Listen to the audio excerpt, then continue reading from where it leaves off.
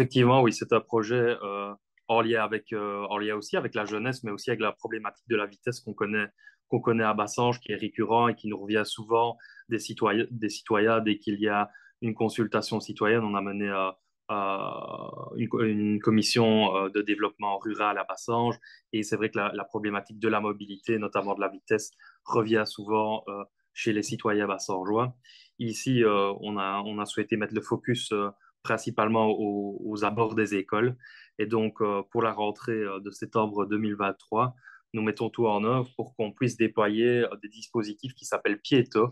Donc, ce sont des petits bonhommes en acier fluorescent qui vont pouvoir être apposés à proximité des passages pour piétons qui se trouvent sur les chemins ou à proximité directe des différentes écoles qui apportent le réseau pour que les parents soient aussi quelque peu rassurés à proximité de l'établissement scolaire de leur enfant, mais aussi marquer très distinctement et de manière très visible l'arrivée aux abords d'une école, même si les panneaux réglementaires existent, il est toujours bon de rappeler qu'on arrive dans une zone délicate, une zone 30, et donc ces éléments viendront compléter les dispositifs actuels.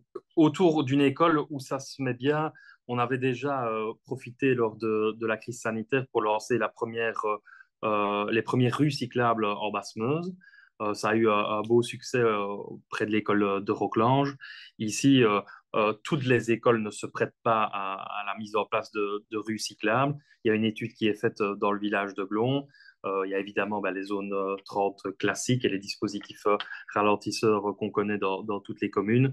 Ici, voilà, c'est vraiment cet élément distractif qu'on voit également dans la pénombre et qui doit en tout cas alerter l'automobiliste par rapport à sa vitesse et par rapport à la zone dans laquelle il se trouve. C'est quand même un budget considérable de plus de 30 000 euros pour ces éléments-là. Ça n'a parfois l'air de rien, mais le mobilier urbain coûte cher et on espère aussi qu'il sera respecté.